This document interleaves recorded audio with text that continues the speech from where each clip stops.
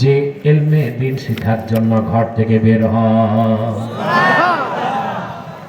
আপনারা তো দ্বীন শিখতে বসেছেন, ইলম শিখতে।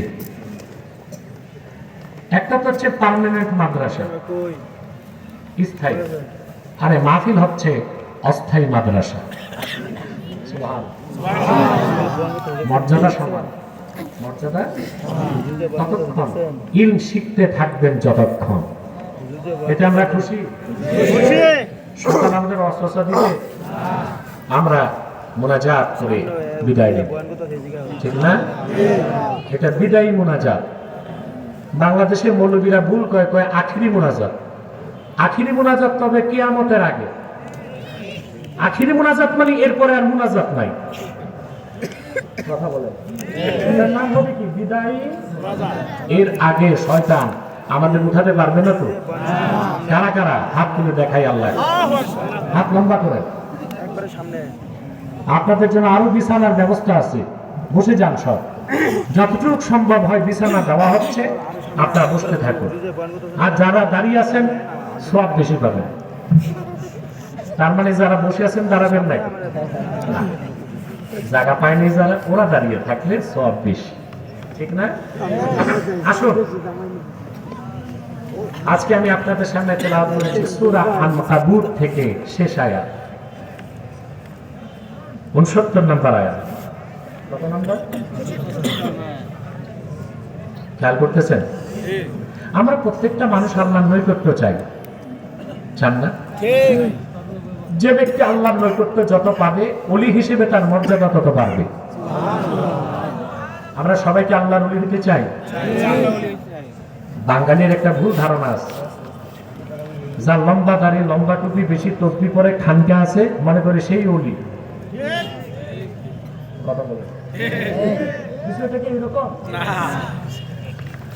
আল্লাহর ওলি হতে বংশ লাগে না। কে সাইয়্যদ, কে আব্বাসি, কে কুরাইশি, আল্লাহ এটা দেখেন না। ওলি হবার জন্য দুইটা জিনিস লাগে।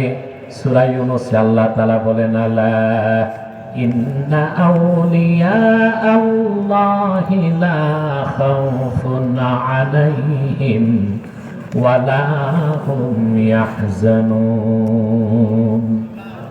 সাবধান জেনে রেখো, নিশ্চয় যারা আল্লাহর ওলি তাদের কোনো ভয় নাই, তাদের কোনো চিন্তা নাই। তারা কারা? আল্লাহ 63 নম্বর আয়াতে বলে দিলেন, আল্লাযীনা আমানু ওয়া কানু ইয়াত্তাকুন। প্রত্যেক সেই উম্মতে মুহাম্মদী যে ঈমান আনলো, আল্লাহর ভয় অন্তরে জায়গা দিল, সে লোকটাই আল্লাহর ওলি হয়ে গেছে। বংশ লাগে? টাকা পয়সা? সুবহানাল্লাহ। এটা ইসলামে জাস্টিস, ন্যায় বিচার। ইসলাম তো আল্লাহর দ্বীন, এখানে মন করা কিছু নেই। হিন্দুদের মধ্যে ব্রাহ্মণের শ্রেণী, ব্রাহ্মণ, কথা বলেন, ক্ষুদ্র, শূদ্র, দলিত, নিপীড়িত। ওদের তো নিয়ম হচ্ছে ওরা মহাভারত, বেদ এগুলো ধরতেও পারবে না। গুনাহ এটা কি? ওটা ধর্মে শুধু ব্রাহ্মণ। আল্লাহ কি মুসলমানের শ্রেণী বিন্যাস রাখছেন? যে কোনো মুমিন মুসলিম ওযু করে আল্লাহর কোরআন ধরতে পারে কিনা? সুবহানাল্লাহ। কি জাস্টিস, কি ইনসাফ! সুবহানাল্লাহ। ওলি হবার জন্য কোনো বংশ লাগে না, দুইটা জিনিস লাগে।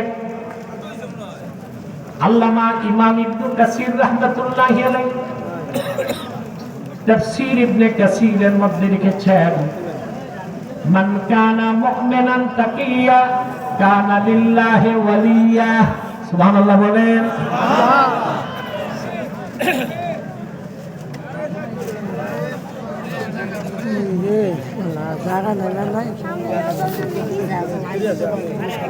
এরা বসার জায়গা নিচ্ছে,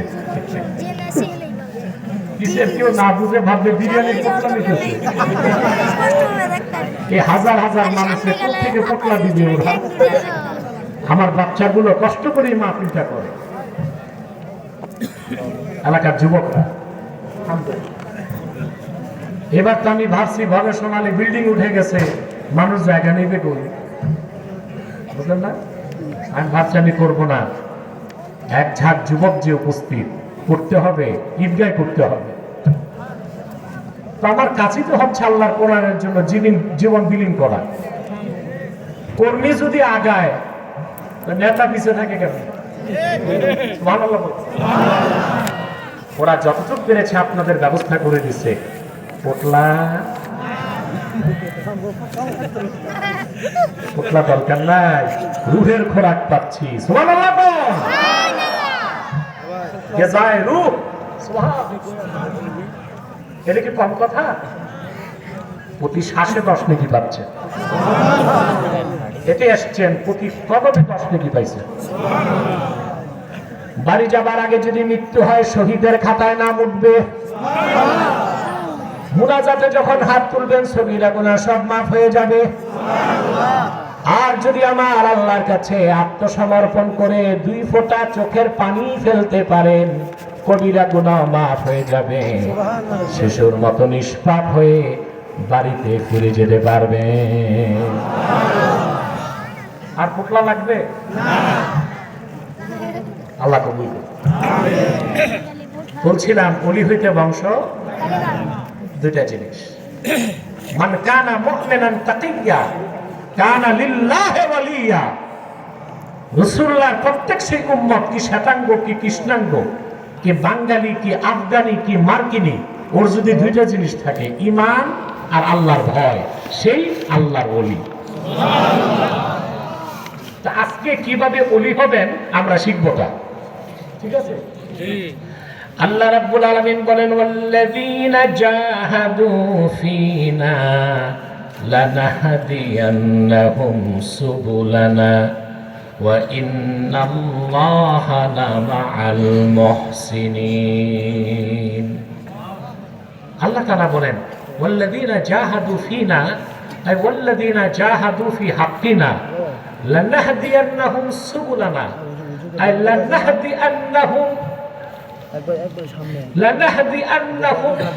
তুরুকাল হিদায়াতি ইলাইনা। আমার যে মুমিন বান্দারা আমার সাথে আমার হকে আমাকে পেতে আমার দিনে সাধনা করবে, প্রাণান্তকর প্রচেষ্টা করবে, আমি আল্লাহ আমার কাছে পৌঁছার জন্য সবগুলো পথ তাদেরকে দেখায় দেব। এটাই তো চাই। নামাজ পড়ি কাকে পেতে? রোজা রাখি, হজ করি, যাকাত দেই, তাসবিহ করি, আল্লাহকেই তো পেতে। আল্লাহ তাআলা কোরআন কারীমে ওয়াদা করেন, ওয়াল্লাযীনা জাহাদু ফীনা লানাহদিয়ান্নাহুম সুবুলানা। আমি আল্লাহর হকে আমার স্বার্থে আমাকে পেতে যারা প্রাণান্তকর প্রচেষ্টা করে, আমি আল্লাহ আমার কাছে পৌঁছার জন্য সবগুলো পথ তাদেরকে দেখায় দিব। ওয়া ইন্নাল্লাহা লামাআল মুহসিনিন।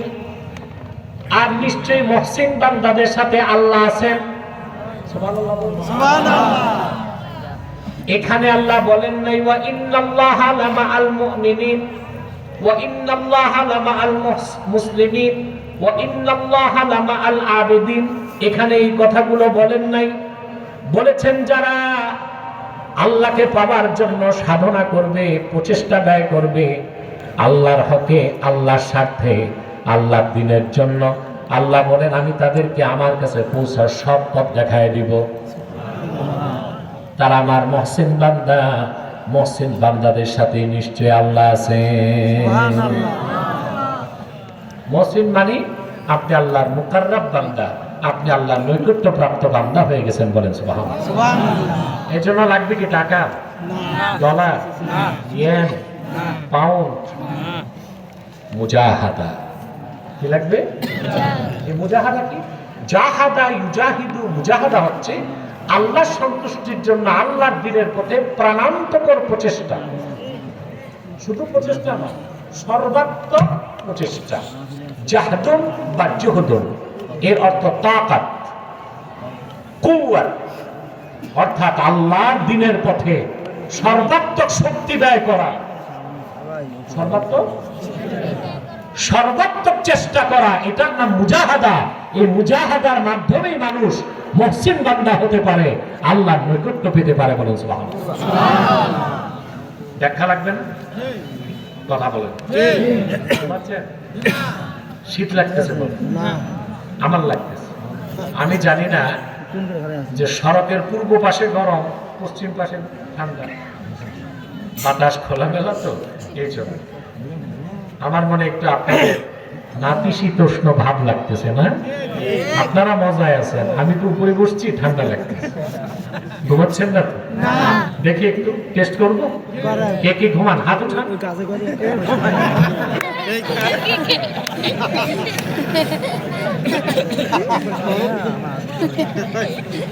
এতে বোঝা গেল আপনারা হুজুগে বাঙালি না, না বুঝে বাঙালি।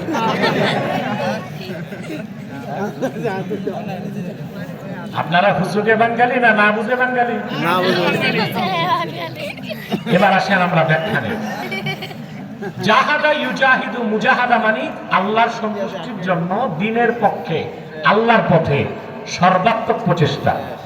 ঠিক না? ঠিক। ইমামে কুরতুবী আয়াতের ব্যাখ্যায় লিখেছেন তিনটা কাজ। কয়টা? আমি তিনটা ব্যাখ্যা শোনাচ্ছি। ইমামে কুরতুবী লেখেন, আল্লাহকে পাবার জন্য, আল্লাহর বন্ধু হবার জন্য, সাধক হবার জন্য, মহসিন হবার জন্য মুজাহাদার মানে হচ্ছে প্রথমটা নাসরুদ্দিন, আল্লাহর দ্বীনের সাহায্য করা। 2 নাম্বার ওয়াররাদ্দু আলাল মুবতিলিন, কাফের মুশরিক বাতিল যারা, তাদেরকে জ্ঞান প্রজ্ঞা দিয়ে পরাজিত করা। 3 নাম্বার কমরুজ জালিমিন, যারা জালেম দ্বীনের শত্রু, তাদেরকে নিয়ন্ত্রণ করা, তাদেরকে নির্মূল করা। বলেন সুবহানাল্লাহ। প্রথম হচ্ছে নাসরুদ্দিন, আল্লাহর দ্বীনকে সাহায্য করা। মানে আল্লাহর দ্বীনের সাহায্য কেমনে করবেন বুঝতে হবে না? যিনি মসজিদে আজান দেন, তিনি দ্বীন প্রতিষ্ঠা করছেন। সুবহানাল্লাহ।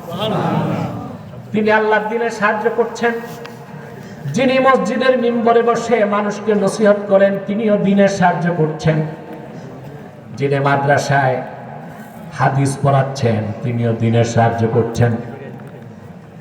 যিনি বিভিন্ন মঞ্চে মানুষকে দ্বীনের দাওয়াত দিচ্ছেন, তিনি দ্বীনের সাহায্য করছেন। আবার যিনি আল্লাহর দ্বীন প্রতিষ্ঠার জন্য জানমাল দিয়ে ময়দানে জিহাদে ঝাঁপায় পড়লেন, তিনি সবচেয়ে বেশি আল্লাহর দ্বীনের সাহায্য করছেন। আরে আজান দেয়, ওযু ছাড়া আজান দিলে জায়েজ আছে, কিন্তু যে এলাকায় নিয়মিত ওযু ছাড়া আজান হয়, ওই এলাকায় বালা মুসিবত আসে।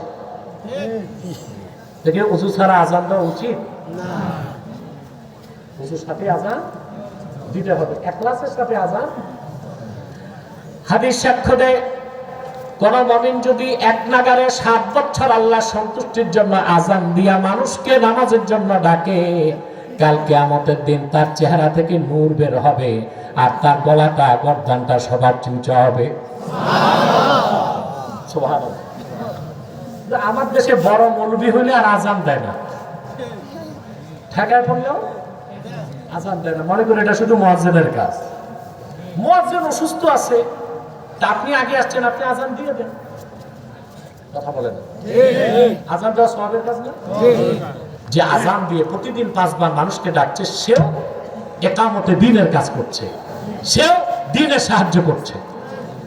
যিনি হাদিস পড়াচ্ছেন মানুষকে, তিনিও দ্বীনের সাহায্য করছেন। যিনি মসজিদের মিম্বরে মানুষকে নসিহত করছেন, তিনিও দ্বীনের সাহায্য করছেন। যিনি পাবলিক প্লেসে মঞ্চে মানুষকে কোরআন হাদিস শোনাচ্ছেন, তিনিও দ্বীনের সাহায্য করছেন। এই মুজাহাদার চূড়ান্ত রূপ হচ্ছে আল্লাহর দ্বীন কায়েমের জন্য জান মাল নিয়ে জিহাদের ময়দানে ঝাঁপিয়ে পড়া। চূড়ান্তটা কি? জিহাদ। জিহাদ ফি সাবিলিল্লাহ। জিহাদ বিশ্বাস করেন? ইসলাম কিন্তু 3টা পন্থা স্বীকৃতি দেয়। কয়টা? শিথিল পন্থা, মধ্যপন্থা, চরম পন্থা। সুবহানাল্লাহ বলুন। আমাদের দেশে কিছু বক্তা এবং প্রবক্তা আছে, এমন কথা বলে যেন মুসলমানও খুশি থাকে, বিজাতীয় নারাজ না হয়। বুঝলেন না?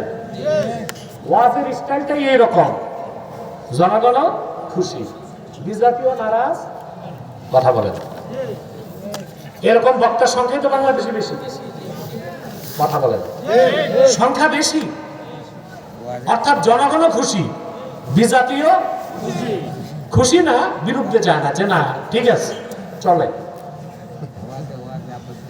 এইসব বক্তারা প্রচার করে ইসলামের চরমপন্থা নাই। ইসলাম তিনটা পন্থা দিয়েছে।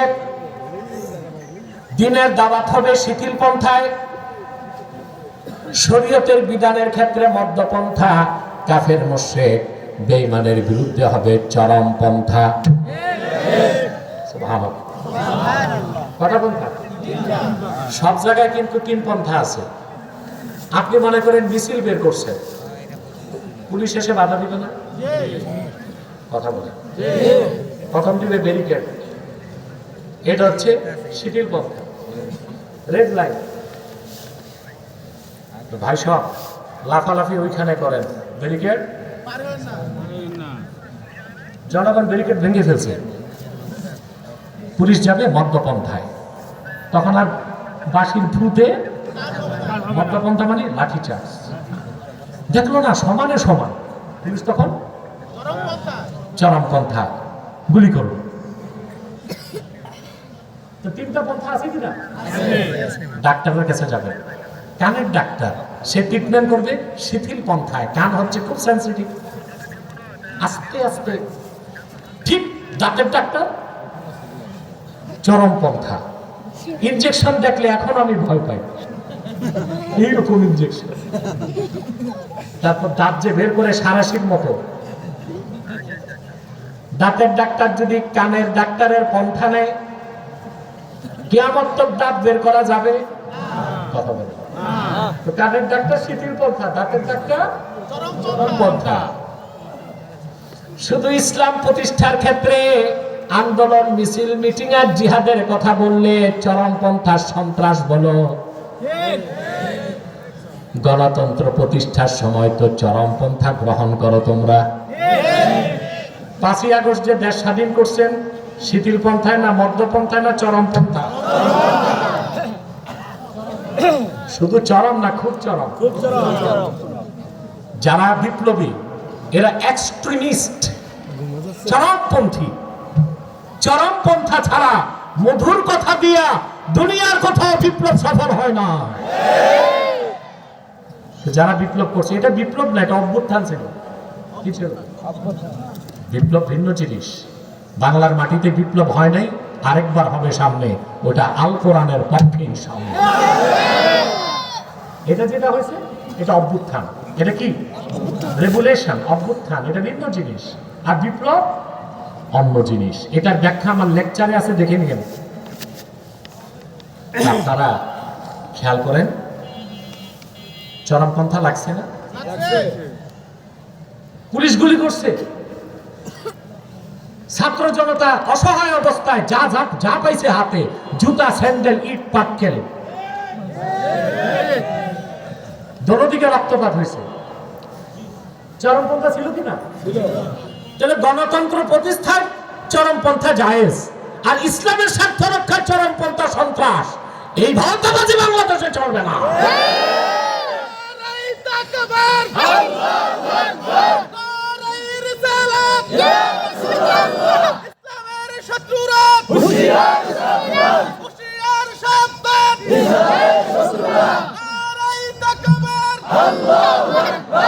আমার ভাইয়েরা, ইসলাম তিনটা পন্থায় দিয়েছে। কটা? কাফের মুশরিককে দ্বীনের দাওয়াত দেবার ক্ষেত্রে ইসলামের হুকুম, কোন মুসলিম কাফেরকে গর্দানে তরবারি রেখে মুসলমান বানানো যাবে না। এই ক্ষেত্রে শিথিল পন্থা। কি পন্থা? দ্বীনের দাওয়াত তাকে দিতে হবে, ইসলামের সৌন্দর্য দেখে মুগ্ধ হয়ে সে নিজ থেকে মুসলমান হবে। শরীয়তের বিধিবিধানের ক্ষেত্রে ইসলাম দিয়েছে মধ্যম পন্থা। কি? কাফের মুশরিক তাদের অত্যাচার থেকে, চক্রান্ত থেকে দ্বীন এবং দ্বীনদারকে রক্ষা করার জন্য ইসলাম দিয়েছে চরম পন্থা। সেই জন্য আল্লাহর দিনকে কিভাবে সাহায্য করা হয়, মুখ বন্ধ করে তসবিহ পড়বা, এটার নাম দিয়েছে সাধনা, মুজাহাদা। এটা মুজাহাদা, মুজাহাদা হচ্ছে নাসরুদ্দিন, দিনকে সাহায্য করা। দিনকে যে আজান দেয় সে দিনকে সাহায্য করে, যে হাদিস পড়ে সে দিনকে সাহায্য করে, যে ওয়াজ করে সে দিনকে সাহায্য করে, যে তাফসীর করে সে দিনকে সাহায্য করে। সবাই একামতে দিনের কাজ করতেছে। চূড়ান্ত পর্যায়ে যে দিন প্রতিষ্ঠার জন্য জানমাল উৎসর্গ করে জিহাদ ফি সাবিলিল্লাহ যায়, সে হচ্ছে আল্লাহর দ্বীনের সবচেয়ে বড় সাহায্যকারী। তার মুজাহাদাটা চূড়ান্ত, তার মুজাহাদাটা আল্লাহ রাব্বুল আলামিন তার হাবিবকে বলেছেন, ইয়া আইয়ুহান নাবিয়্যু জাহিদিল কুফফারা ওয়াল মুনাফিকিনা ওয়াগলুজ আলাইহিম ওয়া মাআওয়াহুম জাহান্নাম ওয়া বি'সাল মাসীর। আমার দোস্ত মুহাম্মদ সাল্লাল্লাহু আলাইহি সাল্লাম, আপনি কাফের আর মুনাফিকদের বিরুদ্ধে জিহাদ করুন, ওয়াগলুজ আলাইহিম, আর তাদের ক্ষেত্রে কঠোর নীতি অবলম্বন করুন। সুবহানাল্লাহ। কাফের মুশরিকদের ক্ষেত্রে কি অবলম্বন করুন? কঠোর নীতি।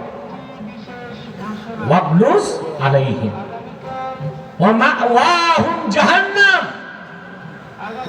আর কাফের মুশরিকদের জন্য রয়েছে জাহান্নামের কঠিন শাস্তি। তাহলে কাফের মুশরিক বেঈমানদের বিরুদ্ধে আল্লাহর হাবিব মুহাম্মদ সাল্লাল্লাহু আলাইহি ওয়াসাল্লামকে আল্লাহ তাআলা কঠোর নীতি গ্রহণ করতে বলছেন কিনা বলেন? যে কাফের মুশরিক বেঈমানদের বিরুদ্ধে কাফের মুশরিককে দাওয়াত দেবার ক্ষেত্রে শিথিল পন্থা কথা বলেন, মুসলমানদের শরীয়ত মানার ক্ষেত্রে মধ্যপন্থা, আর আল্লাহর দ্বীনকে সাহায্য করার জন্য কাফের মুশরিকের বিরুদ্ধে হচ্ছে চরমপন্থা। ঠিক কিনা বলেন? তাহলে মুজাহাদা কি? মুজাহাদা হচ্ছে আল্লাহর দ্বীনকে সর্বাত্মকভাবে সাহায্য করা, সেটা যেভাবেই হোক। আপনি আজান দিয়ে, আপনি মাদ্রাসায় শিক্ষকতা করে, আপনি ওয়াজ নসিহতের মাধ্যমে, আপনি জিহাদের ময়দানে যেভাবেই কাজ করুন দ্বীনের পক্ষে, প্রত্যেকটাই মুজাহাদা বলে গণ্য হবে। বলেন সুবহানাল্লাহ। আবার যিনি খানকায় বসে তরিকত তাসাউফের মাধ্যমে মানুষের আত্মশুদ্ধির ব্যবস্থা করছেন, তিনিও দ্বীনের সাহায্য করছেন। সুবহানাল্লাহ বলবেন। যিনি তরিকত তাসাউফের মাধ্যমে মানুষকে তাজকিয়া কলব, আত্মশুদ্ধির ব্যবস্থা করছেন, হক্কানি পীর মাশায়েখরা যেটা করেন, এটাও দ্বীনের সাহায্য। বলেন সুবহানাল্লাহ। দুই নাম্বার হচ্ছে ওয়ারাদ্দু আলাল মুবতিলিন। কাফের মুশরিক বেঈমান ইসলামের বিরুদ্ধে কথা বলবে, আপনি তাদেরকে জ্ঞান প্রজ্ঞা দিয়ে পরাজিত করবেন। সুবহানাল্লাহ। এটাও দ্বীনের সাহায্য, এটাও কি? এবং এটাও মুজাহাদা, এটাও কি? আজকে বাংলাদেশে স্কুল কলেজ ভার্সিটিতে নাস্তিকদের সংখ্যা বেড়ে গেছে। ব্লগার, নাস্তিক, এদের সংখ্যা বিপুল পরিমাণ বেড়ে গেছে। তাদের কাজে হচ্ছে ব্লগিং করা, ইসলামের বিরুদ্ধে লেখে। ঠিক না? মুসলমানেরা বাধা দিতে বলে, যদি বাধা দেয় বলে এটা তো ফ্রিডম অফ স্পিচ, বাক স্বাধীনতা। নাউজুবিল্লাহ বলে। নাস্তিককে ধরে যদি মুসলমান পিটায়, বলে আপনি তাকে আঘাত করবেন কেন? এটা তো তার বাক স্বাধীনতা। তাহলে আমরা নাস্তিক ধরে পিটাবো, এটা আমাদের হাতের স্বাধীনতা। কথা বলে। সে তো ইসলামের বিরুদ্ধে ব্যবহার করছে জিহ্বা, হাত, আমি তার বিরুদ্ধে ব্যবহার করবো হাত। কথা বলে। নাস্তিক একটা বলে বাক স্বাধীনতা, freedom of speech, freedom of expression, বাক স্বাধীনতা, মুক্ত চিন্তা। তা আমার আল্লাহর বিরুদ্ধে, আমার নবী মুহাম্মদ সাল্লাল্লাহু আলাইহি সাল্লামের আরশচুম্বী সম্মান মর্যাদার বিরুদ্ধে নাস্তিক কথা বলবে, ব্লগার কথা বলবে, কাফের কথা বলবে, মুরতাদ কথা বলবে, সেটা তার বাক স্বাধীনতা। আমি মুরতাদের কল্লা কেটে দিব, এটা আমার হাতের স্বাধীনতা। তার বাক স্বাধীনতা মানলে আমার হাতের স্বাধীনতা দিতে হবে। কি বলেন আপনারা? আপনারা শুনছেন মাদ্রাসার কিছু ছাত্র যে তসলিমা নাসরিনের বই বিক্রি করতে দেয় না, সারওয়ার দিতে না। কথা বলেন। বই মেলা সরওয়ার দিতেই তো তসলিমা নাসরিনের মতো একটা নষ্টা ভ্রষ্টা ব্যবসা মহিলা দুনিয়ার কোথাও তার জায়গা হয়নি, জায়গা হয়েছে কলকাতায়। আনন্দবাজার পত্রিকা তার বই ছাপায়, এই বই বাংলাদেশে বিক্রি হবে। কতগুলো ইসলামী সংগঠনকে জঙ্গি সংগঠনের নামে নিষিদ্ধ করা হয়েছে, হয় নাই? কথা বল। 5ই আগস্টের আগে জামাতকে নিষিদ্ধ করা হয়নি, হিজবুত তাহরিরকে নিষিদ্ধ করা হয়নি, কথা বলে। জেএমডিকে নিষিদ্ধ করা হয়নি। ওটা যদি জুলুম না হয়ে থাকে তো তসলিমার বই নিষিদ্ধ করা হয়েছে, এটা কেন জুলুম হবে? কথা বলে। নাস্তিকরা নাস্তিকতা প্রচার, নফসের সাথে লড়াই করা, নফসের সাথে। প্রত্যেকটা হারাম কাজ মানুষের খুব মন চায়। মদ খেতে মন চায়, কেন মদ খাই না? কার ভয়তে? লড়াই করলেন কিসের সাথে? মনের সাথে, ঠিক না? জেনা করতে মন চায়, আল্লাহর ভয় যার আছে সে জেনা করে না, কার ভয়তে? দাগাবাজি, চাঁদাবাজি, টেন্ডারবাজি, ফাও খাইতে মন চায়, ঠিক না? বাংলাদেশের মানুষ ফাও খেতে খুব পছন্দ করে। এই যে দেখেন না, যারা অটো থেকে চাঁদা নেয়, আছে না? বাসের থেকে চাঁদা, ট্রাক থেকে চাঁদা, আল্লাহ জানে কিছুদিন পর লাশ নিয়ে কবরস্থানে আসবে, বলবে ট্যাক্স দিয়ে যাবে। এটা শুধু বাকি আছে, এটা শুধু এটাও চলে। এখন বিয়ে করলেও চাঁদা দিতে হবে, গেটে আটকায় শালাশালীরা। বাচ্চা হয়েছে চাঁদা দিতে হয় হিজড়াদেরকে। শুধু বেঁচে আছে, মারা গেছে মানুষ, কবরস্থানে আসার সময় চাঁদা নেয় না, তবে এটাও শুরু হয়ে যাবে। এটাও আল্লাহ মাফ। চাঁদাবাজি, টেন্ডারবাজি, টাকাবাজি, এটার চেয়ে বড় জুলুম আছে? কথা বলেন। এগুলো ফ্লাও আসে না, কথা বলেন। ইনভেস্ট নাই, বিনা চালানে দুর্মুজ বাহিনী আছে, পিস্তল বাহিনী আছে, চাঁদা তুলতেছে। চাঁদা আবার ভাগ হয়। 10,000 টাকা তুলে ছাতি নেতা, 7,000 দেয় পাতি নেতা, 3,000 পায় বড় নেতা। চেইন সিস্টেমে চাঁদা চলতেছে বাংলাদেশ। কোন সরকারের পক্ষে চাঁদা বন্ধ সম্ভব নয়, জনগণের পক্ষে সম্ভব। পুলিশ প্রশাসন চাঁদাবাজি বন্ধ করতে পারবে না। যুব সমাজ যদি দায়িত্ব নেয়, আমার এলাকায় যে চাঁদাবাজি করবে তাকে সামাজিকভাবে নির্বাসিত করা হবে। কোথাও দাওয়াত পাবে না, সালাম পাবে না, কুশল বিনিময় হবে না, এলাকা থেকে তাকে বয়কট করা হবে। থাকবে চাঁদাবাজ? চাঁদাবাজ টেন্ডারবাজকে তো বড় সালামটা দেন, ভাই কেমন আছেন?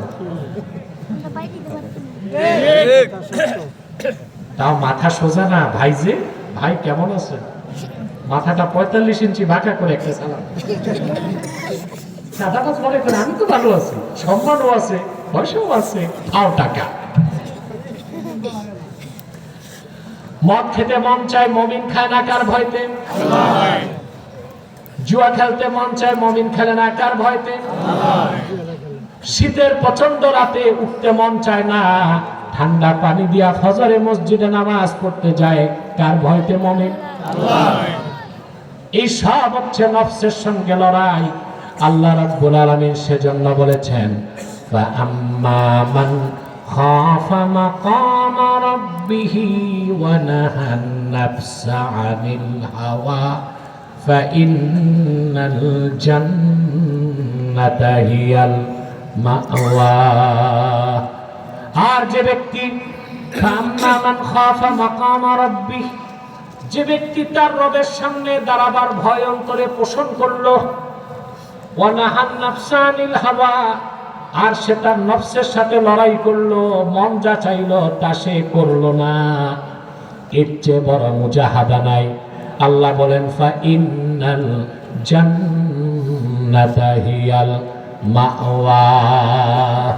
পরকালে আখিরাতে আল্লাহ জান্নাত হবে তার বাড়ি।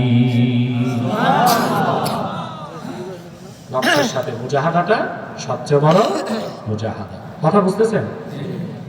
রাসূল করিম সাল্লাল্লাহু আলাইহি ওয়াসাল্লাম ইরশাদ করেছেন, আদ-দুনিয়া সিজনুল মুমিন ওয়া জান্নাতুল কাফির। দুনিয়া হচ্ছে মুমিনের জন্য কারাগার, আর কাফেরের জন্য দুনিয়াটা বেহেশত। কাফেরের জন্য দুনিয়াটা, খুব ভালো করে খেয়াল করেন, দুনিয়াটা মুমিনের জন্য কারাগার, জেলখানা, আর কাফেরের জন্য। হাদিসটা বুঝছেন?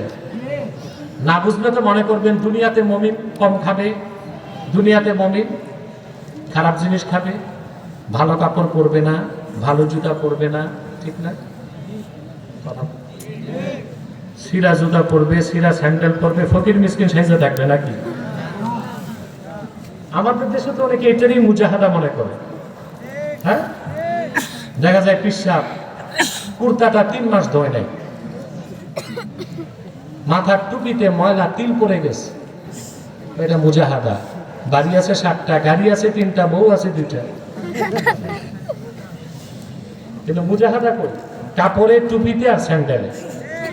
এটা কি মুজাহাদা? এটা তো ভণ্ডামি, এটা মুজাহাদা না। স্প্রিংয়ের খাট আছে, তা বাদ দিয়ে কাঠের তক্তায় ঘুমাবেন। ভালো খাবার আছে, তা পড়বেন না, লবণ দিয়া ভাত খাবেন। এটার নাম মুজাহাদা নয়। মুজাহাদা হচ্ছে আল্লাহর সবগুলো হুকুমকে মেনে নেওয়া, নিষেধগুলো ছেড়ে দেওয়া, মন চায় হারাম কাজ করতে, তা থেকে বিরত থাকা। ঠিক কিনা বলেন? রাসূলুল্লাহ সাল্লাল্লাহু আলাইহি ওয়াসাল্লাম বলেছেন, দুনিয়াটা মুমিনের জন্য কারাগার, কাফেরের জন্য বেহেশত। হযরত হাসান রাদিয়াল্লাহু তাআলা আনহু আরবের তেজি ঘোড়ার উপর বসে মূল্যবান পোশাক পরে কোথাও যাচ্ছেন। এক ইহুদি আলেম ওনাকে আটকায় দিছে। কথা শোনা যাচ্ছে? বোঝা যাচ্ছে? হযরত হাসান বললেন, কি হয়েছে? বলে, আপনার নানার একটা হাদিস বুঝি নাই, আমারে বুঝায় দেন। ইমামে হাসান বললেন, কোন হাদিসটা বুঝো নাই? ইহুদি আলেম বলল, আপনার নানা মুহাম্মদ সাল্লাল্লাহু আলাইহি ওয়াসাল্লাম বলেছেন, দুনিয়াটা মুমিনের জন্য কারাগার, কাফেরের জন্য জান্নাত। আপনি তো মুমিন, আপনার কত সুন্দর পোশাক, আপনার পায়ে কত দামি জুতা, আপনি আছেন আরবের তেজি ঘোড়ায়, আর আমি ইহুদি, আমার কাপড়ের কি অবস্থা, পায়ে নেই জুতা। মনে হয় আমার জন্য দুনিয়াটা কারাগার, আপনার জন্য বেহেশত। ইমামে হাসান বললেন, রে ইহুদি, আমার নানার হাদিস বুঝার মতো মেজাজ আল্লাহ তোমারে দেন নাই। হাসান রাদিয়াল্লাহু তাআলা আনহু ইহুদিকে একটা ব্যাখ্যা দিলেন, ইহুদি মেনে নিছে। আমি আমার ভাষায় ব্যাখ্যাটা দিব। মুমিনের জন্য দুনিয়াটা কারাগার, কাফেরের জন্য মানে হচ্ছে কারাগারে যে যায়, যারা রাজকীয় মেহমান আছে না, এখন জেলখানা আছে, ডিভিশন পায় যারা, ফার্স্ট ডিভিশন, ওদেরকে কিন্তু কারাগারে ডিভিশন দিলে 2টা কামরা পায়। কয়টা? একটা থাকে, একটা হচ্ছে মেহমানদের জন্য, টেলিভিশন থাকে, 4টা পত্রিকা পায়, যা খেতে চায় জেল কোড অনুযায়ী তাই খাবার দেয় তাকে। সাথে আবার সেবক থাকে 2 জন, খাবার দেয় 1 জন, কাপড় ধরে আছে। কথা বুঝতেছেন? এই যে জেলখানায় থাকে, এই যে জেলখানায় থাকে, যে লোকটা ডিভিশন পাইছে, কথা বুঝতেছেন? একটা লাশ যাচ্ছে, মনে হয় আপনারা সুযোগ করে দেন যেন অবাধে তারা যেতে পারে। আল্লাহ তাআলা ক্ষমা করুক, বলেন আল্লাহুম্মা আমিন। তো কথা শুনেন, এদিক তাকান। তো জেলখানায় যে থাকে, শুনতেছেন? যা খাবার চায় তা পায় কিনা? পোশাক আশাক ঠিক, টেলিভিশন আছে, পত্রিকা আছে, কিন্তু কারাগারে যিনি আছেন তিনি যদি জেলারকে বলেন, স্যার ঢাকা স্টেডিয়ামে বিপিএল খেলা হচ্ছে, আমারে 2 ঘন্টার সময় দেন খেলা দেখতে, সুযোগ আছে না? অথচ গুলিস্তান যে লোকটা বসে ভিক্ষা করছে, তার যদি মন চায় টিকিট কেটে এসে বিপিএল খেলা দেখতে পারে কিনা স্টেডিয়ামে? কারাগারে যে আছে মহা আনন্দে আছে, সব আছে, তার স্বাধীনতা নাই। কারাগারের বাইরে যে আছে যতই দুঃখ কষ্টে থাক, তার ব্যক্তি স্বাধীনতা আছে। এই জন্য মুমিনের জন্য দুনিয়ায় কোনো ব্যক্তি স্বাধীনতা নাই, আল্লাহর হুকুমের বাইরে চলার কোনো সুযোগ তার নাই। আর দুনিয়াতে কাফের হলো যেমন খুশি তেমন সাজো। কাফের স্বাধীন না, আর মুমিন পরাধীন। কার কাছে পরাধীন? আল্লাহর কাছে। আল্লাহ তাআলা বলেছেন বিয়ে করো, আবার সীমানা দিছেন। কি দিছেন? فانكحوا ما طاب لكم من النساء مثنى وثلاثا ورباع وإن خفتم ألا تعدلوا فواحدا। আল্লাহ বলেছেন তোমরা তোমাদের পছন্দের মেয়েদেরকে বিয়ে করো, 2টা 3টা 4টা পারলে লাগলে, আর যদি মনে করো ইনসাফ করতে পারবা না তাইলে একটা। সবাইরে বলতে হবে একটা। 4 বিয়ে করা সুন্নাত, এটা কোনো কিতাবে নাই। 4 বিয়ের অনুমোদন আছে। কি আছে? তো আমি মনে করি সাবকন্টিনেন্টের যারা এইদিকে, এদের একটা বিয়ে করা ফরজ, একটা বিয়ে করাই ফরজ। আল্লাহ তাআলা বিয়ের অনুমতি দিলেন কয়টা? 5টা করার সুযোগ নাই। সীমানা আছে কিনা? কাফের মুশরিকের কোনো সীমানা নাই, যত খুশি। কিসের আবার বিয়ে? আল্লাহ বলেছেন কুলু ওয়াশরাবু, খাও এবং পান করো। মুমিনকে আরেক জায়গায় বর্ডার দিয়ে দিচ্ছেন, কুলু মিম্মা ফিল আরদে হালালান তাইয়্যিবা, যা খুশি তা খাওয়া যাবে না, যা হালাল তা খাও, যা হালাল তা পান করো। কাফের মুশরিকের কোনো বর্ডার নাই, যা মন চায় তাই খাও। এই জন্য তারা গরু ছাগল ভেড়া বকরিও খায়, কুত্তা শুয়োরও খায়। ওর তো কোনোই নাই বর্ডার। আহা, আমি বিদেশে দেখছি থাইল্যান্ডে চাইনিজদের হোটেলের সামনে দিয়ে হাঁটা যায় না, এত দুর্গন্ধ। ওটার ভিতরে কুকুর রান্না হচ্ছে, শুকর রান্না হচ্ছে। থাইল্যান্ডে স্ট্রিট ফুড যেগুলো, আর কাফের যেমন খুশি তেমন। স্কুলে দেখছেন না বাল্যকালে একটা ইভেন্ট থাকছিল, ইভেন্ট যেমন খুশি তেমন। স্যারেরা টাইম দিছে 6 ঘন্টা খেলো। কেউ দেখেছি আমরা ছাত্র জীবনে, কেউ ভূমিকা নিছে ঘর জামাইয়ের, ঠিক না?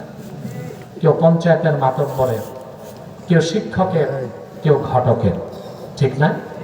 যেমন খুশি সুযোগ দেওয়া হয়েছে। কি দেওয়া হয়েছে? সুযোগ দেওয়া হয়েছে।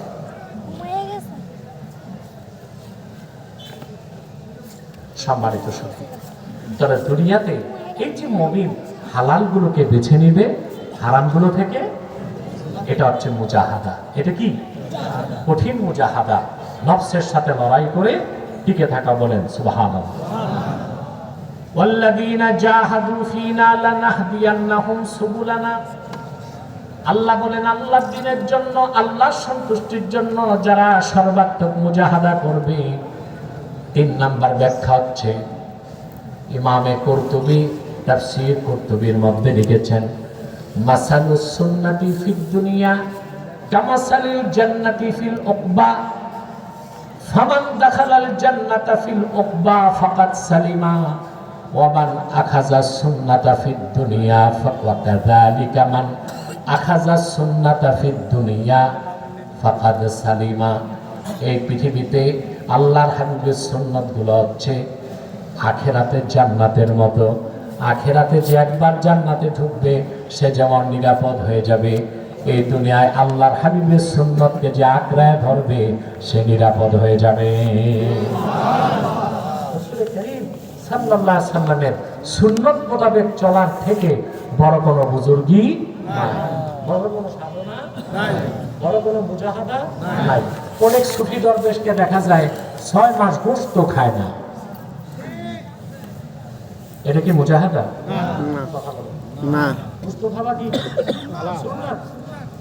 আল্লাহর হাবিব ইরশাদ করেছেন, খায়রুত তাআমি ফিদ দুনিয়া ওয়াল আখিরাতিল লাহমু। দুনিয়া ও আখিরাতে সর্বশ্রেষ্ঠ খাদ্য হচ্ছে গোশত। সুবহানাল্লাহ। এই জন্য মাঝে মধ্যে কম কম গোশত খাওয়া সুন্নাহ, আবার প্রতিদিন বেশি বেশি খাওয়া বেদাত। একদম গোশত খাবেন না, শরীর দুর্বল হয়ে যাবে। কি বলেন? আবার যদি প্রতিদিন খান তাহলে আপনার অন্তর শক্ত হয়ে যাবে। ইমাম শাফি বলেছেন, ইন্নাল লাহমা ইউসাক্কিলুল কলবা। প্রচুর গোশত খেলে অন্তর শক্ত হয়ে যায়, তখন চোখে আর আল্লাহর ভয়তে পানি আসে না। তাহলে একেবারে গোশত খাওয়া বাদ দেওয়াও সুন্নতের খেলাফ, আবার বেশি বেশি খাওয়া। তাহলে সুন্নত মোতাবেক চলার থেকে বড় কোনো মুজাহাদা আর নাই। সুবহানাল্লাহ বলবেন না? সুবহানাল্লাহ। এই মুজাহাদার মাধ্যমে আপনি যখন চূড়ান্ত স্তরে চলে যাবেন, আপনি আল্লাহর মুহসিন বান্দা হয়ে যাবেন। আর যে ব্যক্তি আল্লাহর মুহসিন বান্দা হয়ে গেল, আল্লাহ দুনিয়াতে তারে 4টা জিনিস দিবেন, আখিরাতে 1টা দিবেন। আমার সাথে গণেন, দুনিয়াতে কয়টা দিবেন? 4টা। কাকে? মুহসিনকে। মুহসিনকে যে মুজাহাদা করবে, কাকে পাওয়ার জন্য? আল্লাহকে পাওয়ার জন্য। দিনের জন্য, আল্লাহ সন্তুষ্টির জন্য, দিনের জন্য। যে ব্যক্তি মুজাহাদা করবে, নফসের সাথে লড়াই করে যে হালালের উপর থাকবে আল্লাহ সন্তুষ্টির জন্য। চূড়ান্ত কথা, যে ব্যক্তি তার ব্যক্তি জীবন, সমাজ জীবন, রাষ্ট্র জীবন, পারিবারিক জীবন, দেন দরবার, আইন আদালত, কৃষ্টি, কালচার, শিক্ষা সবকিছু ক্ষেত্রে সুন্নতের অনুসরণ করবে, তার চেয়ে বড় জাহেদ, তার চেয়ে বড় ওয়ালি, তার চেয়ে বড় বুজুর্গ, তার চেয়ে বড় সাধক আল্লাহর আকাশের নিচে না। সে আল্লাহর মুহসিন বান্দা। দুনিয়া আল্লাহ কয়টা জিনিস দিবেন? 4টা। আখিরাতে? আমার সাথে হাত তুলে গণেন। দুনিয়াতে আল্লাহ তার মুহসিন বান্দাকে দিবেন প্রথমে ইজ্জত,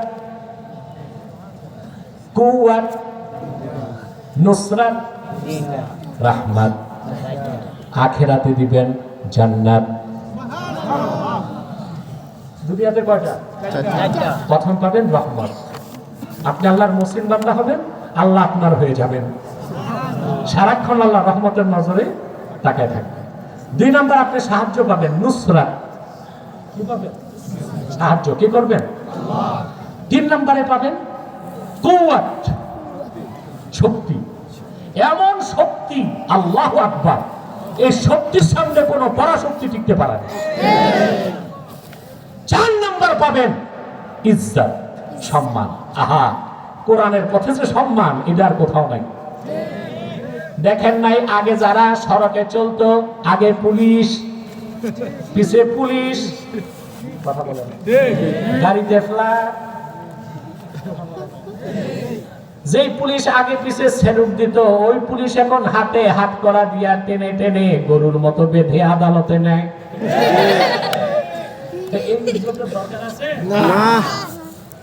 আল্লাহর দিনের পথে আল্লাহ যে ইজ্জত দেন, সেই ইজ্জত কোনোদিন আল্লাহ কেড়ে নেন না, বরং দিন দিন ইজ্জত বাড়াই দিতে থাকেন। যদি আপনি আল্লাহর হন, আল্লাহ আপনার হয়ে যাবেন, আপনি আল্লাহর মুহসিন বান্দা হবেন। দুনিয়াতে আল্লাহ 4টা জিনিস আপনাকে দিবেন, রাহমাত, মুখস্থ করেন, রাহমাত, নুসরাত, কুওয়াত, ইজ্জত। আখিরাতে জোরে বলেন জান্নাত। সুবহানাল্লাহ। যখন আপনি দুনিয়াতে 4টা জিনিস পাবেন, ইজ্জত, রহমত, কুওয়াত আর নুসরাত, তখন আপনাকে আল্লাহর গুনার কাজ করতে দিবেন না। আপনি গুনাহ করতে চাইবেন, আল্লাহ আপনাকে বাঁচায় দিবেন। আউলিয়া একরাম বলেন, আল্লাহর মুহসিন বান্দা রাতের বেলা যদি তাহাজ্জুদ করতে ভুলে যায়, ঘুমায় থাকে, ফেরেশতা তারে কানের মধ্যে ডাক দিয়ে উঠায় দিবে। আল্লাহর মুহসিন বান্দা ঘুমায় আছে, অসুস্থ, ফজর নামাজ কাজা হয়ে যাবে, হঠাৎ তার কানে আজান ভেসে আসবে। ঘুম থেকে উঠে দেখবে মসজিদে আজান হয় নাই। আজান শুনলাম কোত্থেকে? আউলিয়া কেরাম বলে, বাইতুল মামুরের আজান আল্লাহ তারে শোনায় দেন। আপনি আল্লাহর হন, আল্লাহ আপনার হয়ে যাবে বলেছেন। গুনার কাজ আল্লাহ করতে, আল্লাহ নিজে আপনাকে গুনার থেকে বাঁচাবেন। সুবহানাল্লাহ। এই ব্যাপারে আমি একটা দৃষ্টান্ত আপনাদেরকে কোরআন কারীম থেকে দিচ্ছি। হযরত ইউসুফ আলাইহিস সালামের নাম শুনছেন না? সুন্দর ছিল না? কেমন সুন্দর! তার সৌন্দর্যে মুগ্ধ হয়ে জুলাইখার সঙ্গী সাথীরা আঙ্গুল কাটছে না? কথা বলেন। ঠিক। অনুপম সুন্দর, মারাত্মক সুন্দর। সুবহানাল্লাহ। জুলাইখার সঙ্গী সাথীরা যখন ইউসুফকে দেখছে, দেখে বললো এটা তো মানুষ না, এটা ফেরেশতা। সুবহানাল্লাহ। এটা কি? আল্লাহর হাবিব ইরশাদ করেছেন, মেরাজের রাতে আমি যখন চতুর্থ আসমানে গেলাম, সুবহানাল্লাহ, ইউসুফকে দেখলাম, আমার মনে হলো কদ উতিয়া শাতরাল হুসনে, দুনিয়ার অর্ধেক সৌন্দর্য যেন আল্লাহ ইউসুফকে দিবেন। তবে মুসলমান মনে রেখো, আমরা যার উম্মত আল্লাহর আখির নবী মুহাম্মদ মুস্তাফা সাল্লাল্লাহু আলাইহি ওয়াসাল্লাম, ওনাকে আল্লাহ যে সৌন্দর্য ১৫০০ বছর আগে দিয়েছেন, ওই রকম সৌন্দর্য পূর্বের কোন নবীকে দেন নাই, ইউসুফকেও দেন নাই। আমার নূর নবীজি কত বেশি সুন্দর ছিলেন, ইউসুফের সৌন্দর্য দেখে জুলাইখার সঙ্গী সাথীরা মোটে আঙ্গুল কাটছে, আর রাসূলুল্লাহর সৌন্দর্যে মুগ্ধ হয়ে, ভালোবাসায় মুগ্ধ হয়ে আমিরে হামজা, খাব্বাব, খোবায়ের, হামজালা তারা কল্লা কেটেছেন। আমার জানা আয়েশা বলেন, সুয়ুতি রাহমাতুল্লাহ খাসাইস কুবরায় নকল করেন, জুলাইখার সঙ্গী সাথীরা ইউসুফের সৌন্দর্যে বিমুগ্ধ হয়ে আঙ্গুল কেটেছে।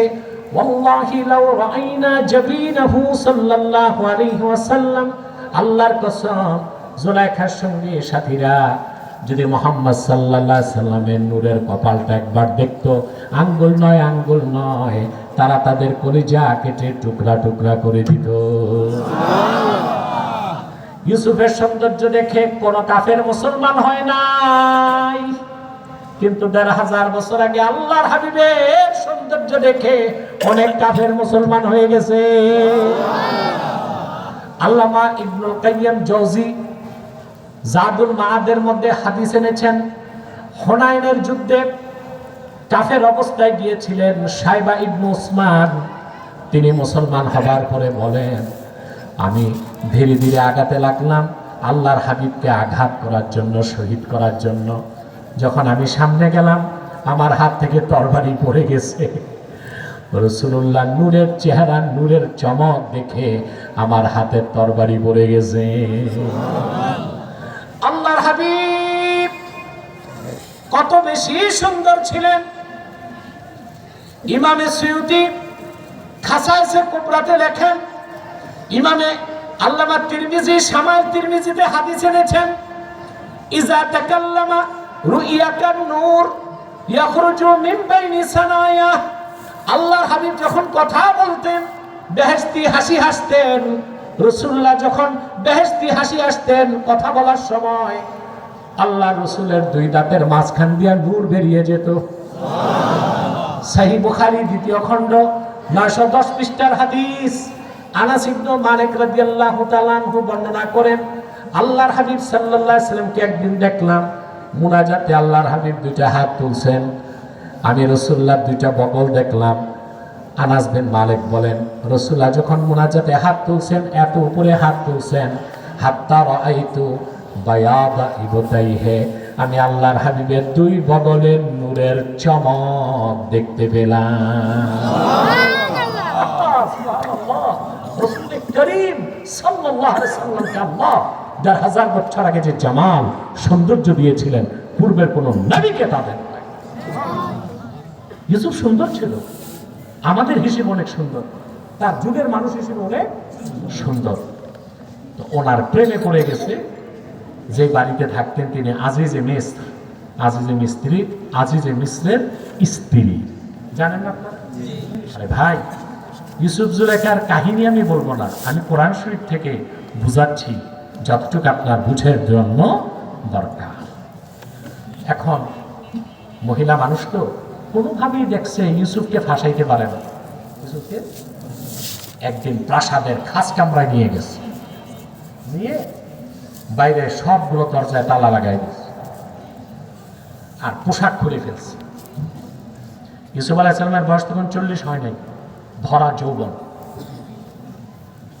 জুলাইখা সামনে এসে বলতেছে, আল্লাহ কোরআন শরীফে বলেন, وراودته التي هو في بيتها عن نفسه وغلقت الأبواب وقالت هيت لك قال معاذ الله إنه ربي أحسن مثواي إنه لا يفلح الظالمون।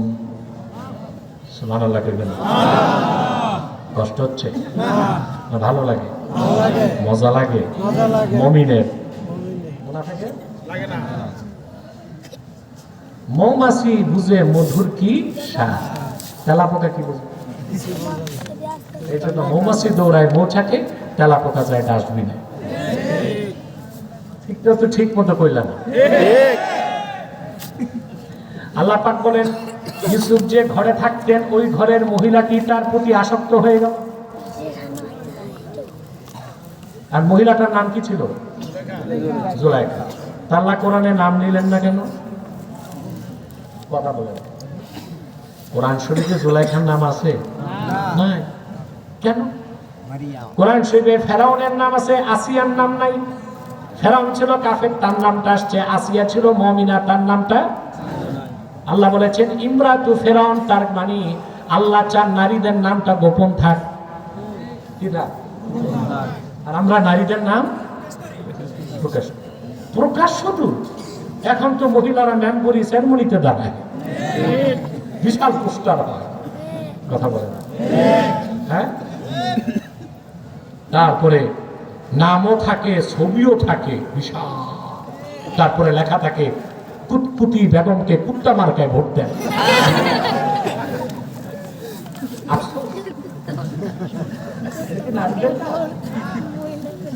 দেখলাম এক মহিলা দাঁড়িয়েছে মেম্বারিতে, তো মহিলা গেছে গণসংযোগে রাতের বেলা, সাথে সব পুরুষ। রাতে ফেরার পথে পুরুষরা মেম্বার মহিলার সর্বনাশ করে। এগুলো পাশের আগে বাস, কি দরকার? মহিলাদেরকে ঘরেই সুন্দর মানায়। একটা কবিতা পড়ছেন না বাল্যকালে, বনেরা বনে সুন্দর, শিশুরা মাতৃক্রোড়ে। আমি এখানে একটা লাইন যোগ করি, বনেরা বনে সুন্দর, শিশুরা মাতৃক্রোড়ে, সতী সাধ্যী নারীরা স্বামীর গৃহে। কেমন হয় এটা? আমার কথা তো আর বইতে আসবে না, আপনারা মনে রাখলেই হবে। বনেরা বনে সুন্দর, শিশুরা আর সতী সাধ্যী নারীরা স্বামীর গৃহে। আল্লাহ মহিলাদের নাম নেন নাই, শুধু মারিয়ামের নাম নিছেন। কেন? দরকার হয়েছে, দরকার হয়েছে না? ইহুদিরা অপবাদ দিয়েছে ঈসার মা মরিয়মকে যে সে ব্যভিচার করছে, তাকে কলঙ্ক মুক্ত করতে আল্লাহ তার নাম নিছে। সুবহানাল্লাহ বলবেন। আল্লাহ পাক বলেন, ইউসুফ যে ঘরে থাকত সেই ঘরের মহিলাটি তার প্রতি আসক্ত হয়ে গেল, তাকে কুপ্ররোচনা দিল। জুলাইখা ইউসুফকে বলল হাই তালাক। এটা একটা সুরিয়ানি শব্দ, কি? আল্লাহ এটা কোরআনে নিছেন। হাই তালাক মানে তাল, আসো। হযরত ইউসুফ তখন গুনাহ থেকে বাঁচেছেন না আল্লাহ বাঁচাইছেন? কোন মানুষের পক্ষে তো তখন বাঁচা সম্ভব না। কে বাঁচাইছেন? আল্লাহ। মহসিন বান্দাকে কে বাঁচান? আল্লাহ। সুবহানাল্লাহ বলবেন না? হযরত ইউসুফ বললেন ক্বালা মাআযাল্লাহি ইন্নাহু রাব্বি আহসানা মাথওয়াই। আমি মহান আল্লাহর কাছে তোমার এই কুপ্রস্তাব থেকে পানাহ চাই। আমি আমার নেতা, যিনি আমার এত সুন্দর থাকার জায়গা দিয়েছেন, তার সাথে গাদ্দারি করতে আমি জালেম হইতে চাই না। জালেমরা কখনো সফলতা লাভ করতে। এরপর আল্লাহ বলতেছেন ঘটনাটা কি হয়েছে। আল্লাহ পাক বলেন ওয়ালাকাদ হাম্মাত বিহি ওয়া হাম্মা বিহা লাউলা আরআ বুরহানা রাব্বিহি كذلك لنصرف عنه السوء والفحشاء إنه من عبادنا المخلصين أي إنه من عبادنا المحسنين আল্লাহ রাব্বুল আলামিন বলেন জুলাইখা প্রচন্ড ইচ্ছা করে ফেললো ইউসুফের সাথে জিনা করার, আর ইউসুফ যদি আমার নিদর্শন না দেখতো সেও ইচ্ছে করে ফেলতো। আল্লাহর কি নিদর্শন দেখাইছেন ইউসুফকে? তিনটা মত তাফসীরে পাওয়া যায়। কয়টা? একটা মত পাওয়া যায় জুলাইখা যখন হযরত ইউসুফকে কুপ্রস্তাব দিল, জুলাইখা যে দেবতার পূজা করত তার মূর্তিটা তার ঘরে ছিল, মূর্তিটার চেহারা কাপড় দিয়া ঢেকে দিছে। ইউসুফ বলল এটার মুখ ঢাকছো কেন? জুলাইখা বলল যেটারে খোদা মানি ওটার সামনে খারাপ কাজ কেমনে করি? হযরত ইউসুফ বললেন রে জুলাইখা, তোমার হাতে বানানো কল্পিত খোদা নামের বেহুদার চোখ ঢাকা যায়, আমার আল্লাহর চোখ ঢাকা যায় না। আল্লাহর ভয়, আল্লাহু আকবার।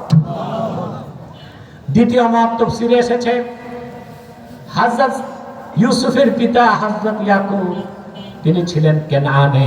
কোথায় ছিলেন? ফিলিস্তিন। আর ইউসুফ ছিল মিশর। কত দূর? মাঝখানে সমুদ্র, বাহার কাল জুম। হঠাৎ হযরত ইউসুফ দেখেন তার পিতা ইয়াকুব সামনে। ইউসুফ দেখতেছে জুলাইখা। হযরত ইউসুফ দেখেন তার পিতা ইয়াকুব জিহ্বার মধ্যে কামড় দিয়া তর্জনী আঙ্গুলি ধরে বলতেছেন ইউসুফ সামনে বাড়িস না। তিন নাম্বার মত দেখা যায় শূন্যের মধ্যে ভেসে উঠছে লা তাকরাবুজ জিনা, তোমরা জিনার কাছেও যেও না। যে কোন একটা মত নেওয়া যাবে। হযরত ইউসুফ তার অন্তরে আল্লাহ এত ভয় ঢেলে দিলেন, তিনি দুনিয়ার সবচেয়ে পরমা সুন্দরী, সবচেয়ে মিশরের সুন্দরী রমণী উলঙ্গ দাঁড়ায় আছে, তিনি আল্লাহর নিদর্শন না দেখলে দুর্বল হয়ে যেতেন। আল্লাহ বলেছেন ইউ টার্ন নিয়ে একটা দৌড় দিছেন, পিছনে এসে দেখেন দরজায় তালা, তিনি হাত দিছেন, তালা খুলে গেল। তারপর দ্বিতীয় দরজা, তারপর তৃতীয়, চতুর্থ, পঞ্চম, সপ্তম দরজা তিনি পার হয়ে গেলেন। জুলাইখা পিছনে দৌড়াতে লাগলো। আল্লাহ পাক কোরআন কারীমে বলেন ওয়াস্তাবাকাল বাবা ওয়া কদ্দাত কমিসাহু মিন দুবুরি ওয়া আলফায়া সাইয়্যিদাহা লাদাল বাব। ইউসুফ যখন দৌড় দিল, পিছনে জুলাইখাও দৌড় দিয়ে তার জুব্বা ধরে ফেলছে। এত জোরে টান দিছে জুব্বা ছিঁড়ে গেছে। ইউসুফ আর জুলাইখা বাইরে বের হয়ে দেখে জুলাইখার স্বামী আজিজে মিসর দাঁড়ায় আছে। ধরা খাইছে কে? আরে ভাই কথা কও। জুলাইখা ধরা খাইছে। জুলাইখা আর মহিলাদের চাল। জুলাইখা এখন সুর পাতায় ফেলছে। ধরা খাইছে। এখন দেখছে এটাও পাইলাম না, ওটাও তো যাবে, এটা পাইলাম না ওটাও যাবে, সব তো হারাবো। এই যে যারা দেশ থেকে পালাইছে 6 মাসে দেখবেন এদের বউগুলো এদেরকে ডিভোর্স দিছে। দেশে যা রাখছে সব ক্লোজ ফ্রিজ, যা পাঠাইছে বেগম পাড়ায় বউ কি দিবে? কথা বলেন না, দিবে না তো। কথা বলে না ভাই। দেশে যা রাখছে নিজের নামে রাখে নাই তো, শালার নামে, শালীর নামে, শালার ঘরে শালার নামে, সব তো গেছে। বউ দেখছে এইগুলো গেছে, ওইগুলো গেছে, তুমি যাও, তুমি বলো, ঠিক না? এটা সব যুগের মহিলাদেরই একটা অভ্যাস। জুলাইখা দেখছে আমার তো সব যায়, সুর পাল্টায় ফেলছে। সুর পাল্টায় কি বলছে শোনেন। জুলাইখা তখন বলতে লাগলো তার স্বামী আজিজে মিসরকে, قالت ما جزاء من أراد بأهلك سوءا إلا أن يصبح জানাউ আযাবুন আলীম। আজিজে মেস, যে তোমার পরিবারের সাথে খারাপ কাজ করার ইচ্ছে করে তার কি শাস্তি হওয়া উচিত? হয় তারে জেলে দিতে হবে, না কঠিন শাস্তি দিতে হবে। মহসিন বান্দাকে কে বাঁচান? আবার পিছনে নিয়ে মনে করায় দিয়ে মহসিন বান্দাকে দুনিয়া আল্লাহ কয়টা জিনিস দেন? রাহমাত, নুসরাত, ইজ্জত, কুওয়াত। গুনাহ থেকে কে বাঁচান? আল্লাহ। সুবহানাল্লাহ বলবেন না? এবার ইউসুফের ইজ্জত রক্ষা কে করেছেন? আল্লাহ। আল্লাহ রাব্বুল আলামিন বলেন